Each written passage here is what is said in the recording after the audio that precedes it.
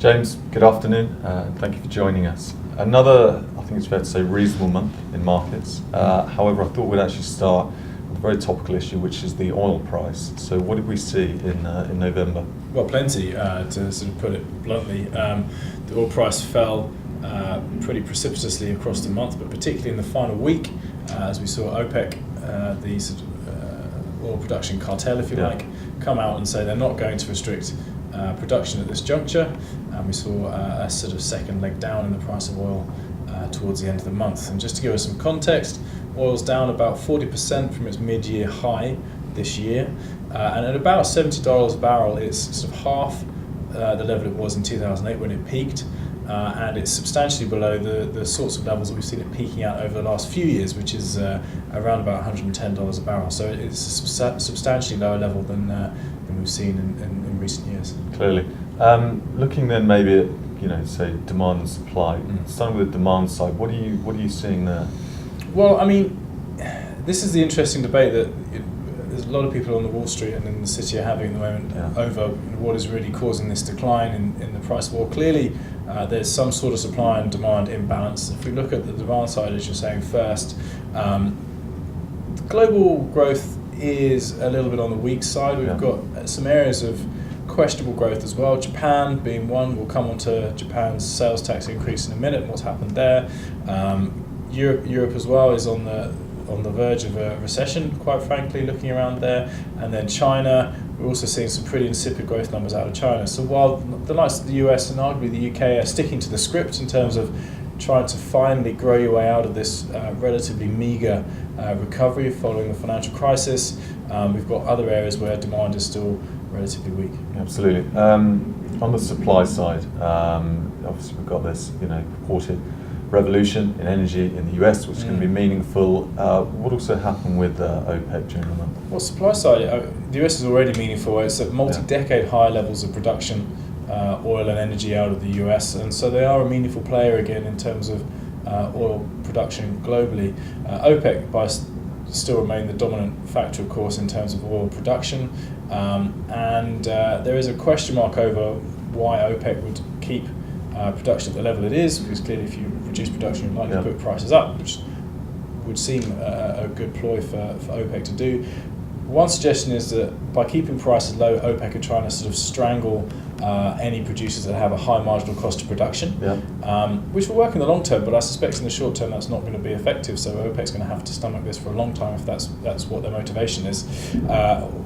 Or another theory that we've seen going around is just simply that OPEC's influence is not as strong as it was in the days pre-US sort of oil production, if you like, and as a result OPEC just didn't feel they had the gravity in the market to really move the price by reducing their production because it could be ramped up somewhere else. I'm sort of sceptical about both of those to an extent, but there is at least some merit in exploring both of them as well. Absolutely. In terms of finally on oil, what this kind of means, is this a transfer of wealth effectively? What kind of the implications of these moves? Well, it's going to have a similar impact as a loosening of monetary policy would in most economies. Okay. The OECD, for example, suggests that a $20 fall down in the price of oil adds half a percentage point to GDP for their member countries over a 2-year period, and it takes about 0.4% off inflation. So it helps the consumer in terms of their consumption basket gets a bit cheaper because energy is a decent proportion of most people's consumption baskets, particularly in less wealthy areas. But also it reduces input prices as well. So somewhere in the production chain there's a bit more margin to be had, whether the consumer takes it or the producers take it. There is sort of slack now for greater profitability in the value chain there. It seems like it would be a good thing, obviously, to have prices falling in a world where central banks are on the whole trying to keep interest rates as low as they can. It's a boon for them. But one issue perhaps in Europe is that it might actually just accelerate the slide towards a deflationary environment, and so Europe almost might be judging this slightly differently from the rest of the world, which is probably taking it as quite positive news. Yeah, that's some interesting kind of comments there on Europe, which I guess we'll touch on in a minute. If we take a step back quickly and look at kind of asset class returns over the month, what kind of story developed in November? Well, if you just take a step back and look at what equities did and what bonds did, you think it's just another month really where equities and bonds drifted up. You had a return of about 2% from the global equity market, and low single-digit modest returns from global government bonds in their local currency. Slight area of inconsistency to bear in mind is that the US dollar was strong, so once you translate these foreign currency bond returns into US dollars, they actually lost value in US dollar terms. The equity markets only really woke up in the second half of the month. The first half was a little bit weak, but 2% is a reasonable return. There are some interesting regional differentials going on now. I mean, year to date, the US market, having hit a number of highs on the way to get here, is a full 10 percentage points ahead of the UK. There are some sector issues going on there, of course, energy being one, which is heavier in the UK. But again, it's interesting to see the kind of regional differentials we can see in the equity market. Emerging markets similarly had a pretty poor month. They were down in dollar terms over the 1 month. And year to date, they're really only about a third of the kind of return you've seen from the global equity market. So pretty meagre returns again from emerging markets compared to developed markets. If we turn to the fixed income market, government bonds and the high quality end of the credit spectrum generally did okay as interest rates pulled in a little bit. You've got a bit of capital gain there, nothing major. Moving down the credit spectrum to high yield, it wasn't a one-way bet. US did okay, Europe didn't do so well. And then if we turn to areas like the commodities market, of course, oil came off, gold was a little bit weak, so the commodity complex on the whole lost a bit of value over the month. Okay, thanks for that, James. Let's go maybe to Japan. Obviously, there's been kind of noises coming out of the central bank, then the pension funds. So the official sector, I mean, once again, seems keen to step in. What's going on? Well, let's talk about what happened when they stepped in, and then why. It became clear as the month progressed that it was arguably becoming necessary. So the first thing, the People's Bank of Japan decided to increase their level of quantitative easing up to a level equivalent to about $710 billion a year, which in terms of their GDP is actually far in excess of anything the US has done to date. It's a significant commitment to them in the bond market. And at the same time, the public pension fund in Japan, a $1.2 trillion fund, committed to doubling its exposure to the equity market, which clearly should increase demand for local securities, even though it's coming from a low base. It's a material increase, of course, in the allocation to equities there. So as the month progressed, it became increasingly clear why we've seen these extra accommodative measures, or certainly on the QE side anyway. The April sales tax increase, which created a splurge of activity towards the build-up to that increase, left a bit of a vacuum in terms of demand in the following months. So Japan has now slid into a technical recession. It's had 2 quarters of negative GDP growth, one after the other, and as a result, demand is weak, largely because I think a lot of people put their spending before the sales tax increase, and then they've deferred any spending subsequent because it's more difficult now to encourage people to spend. Now, as a result, Abe has put back the expected second round of that sales tax increase, and he's also applied, in fact, he's nominated a new election. He's called a snap election. He thinks his opposition are pretty weak. He thinks that this gives him an excuse or reason to try and strengthen his mandate, another 4-year period where he can really work on rolling out this Abenomics initiative of structural reforms and stimulus for the Japanese economy, which, on the face of it probably needs. Staying in the region, James, and shifting focus to China, the slowdown continues. Is that fair to say?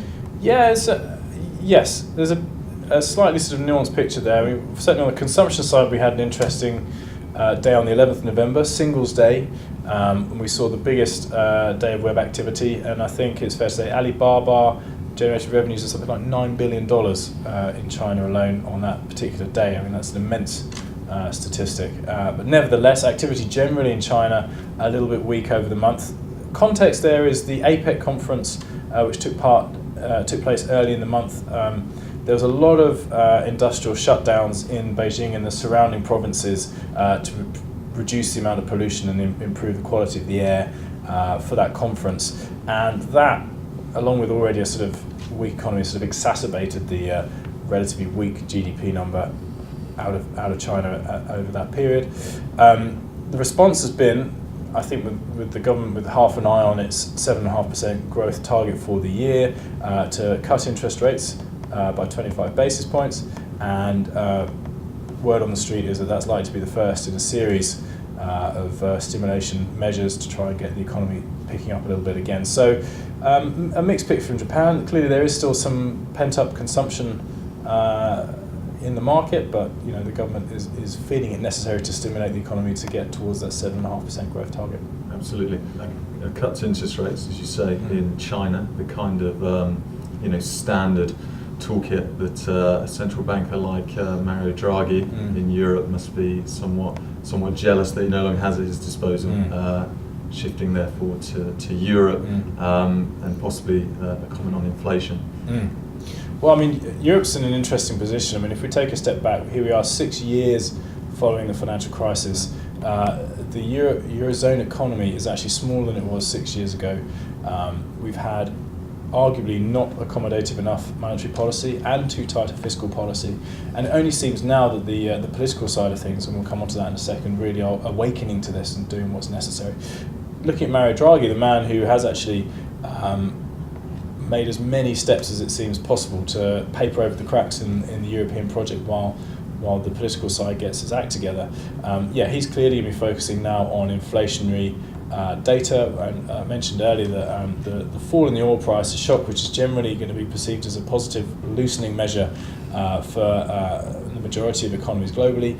The risk in Europe, and he came out and said it, I'm paraphrasing, but basically what we cannot allow to happen is for negative inflation shocks to become ingrained in people's forward-looking inflationary expectations, because they become somewhat self-fulfilling, and in a world where you expect prices to fall, prices start to fall, and you get a sort of deflationary spiral. So the ECB is going to do whatever it takes to boost inflation in the short term, and then engender this positive inflationary mindset in the markets as well. So the ECB meeting this week, oil's undoubtedly going to be on their agenda, but as is activity levels generally, and we've got an interesting dynamic in Europe today, or over the past month perhaps it's fair to say, where the likes of Germany and France have been a little bit disappointing in terms of activity levels, still positive in terms of sort of activity, but less good than expected, whereas the likes of Italy and Spain, in the periphery perhaps, coming from a low base admittedly, actually surprising on the upside somewhat in terms of activity levels there. So a mixed picture for Europe, but generally the large economies not growing particularly well, and that's weighing on the whole region, both in terms of inflation and GDP growth. So there's lots to contend with for Europe. Absolutely. Bringing all of that together then, James, what are you seeing going forwards? Is this another case of lower for longer? Should we expect central banks to continue to provide kind of a backstop for markets? What are your thoughts as obviously we move into 2015? There doesn't seem any reason for that to change in the short term. I mean, there's clearly still a long-term question about how you unwind all of this in a sort of in a safe and non-disruptive way. But looking forward on a relatively sort of parochial short-term 1-year basis, I can't see much of this changing. The US, the US dollar's been strong. I mean, that's suggestive that the market's pricing in the US to be first to put interest rates up. The US economy's in better shape than anywhere else. I tend to broadly agree with that, but I think the timescale is a bit ambitious. I think still interest rates are going to stay lower for longer, as you said. I think that while central banks have this breathing space, thanks to oil as much as anything else, inflation is low. They don't need to put interest rates up, so I think they will sit on their hands as long as they can. The Fed in the US is making it very clear that they're doing forward guidance, but any action they take is going to be data dependent. They keep reusing this phrase. While you're getting some positive data out of the US, it's nowhere near looking like inflationary yet. And I think they will sit on their hands as long as they can. We've used the phrase before that these central banks are walking a tightrope between inflation and deflation. And as we've seen Draghi this month, they're desperate to fall on the inflationary side if they can, rather than the deflationary side. So they'd rather err on the side of inflation rather than deflation. So yes, as you say, lower for longer. Expect to see further extraordinary measures. Perhaps Europe's the most likely candidate to come up with something soon. There are obviously legal questions around Europe partaking in extraordinary monetary policy, which is not the same in a single sovereign state like Japan, the US, the UK, for example. But nevertheless, we think they'll find ways to boost the economy by finding additional sources of stimulus. I mentioned Jean-Claude Juncker earlier, Commission President. One thing he's actually done, he's found $315 billion in the European budget, which he's going to allocate to stimulus packages. So again, it's just a sign that the political side of the union is starting to realise that more steps need to be taken to sort of establish a positive and self-sustaining growth path for Europe. James, thank you very much. Thanks, Richard.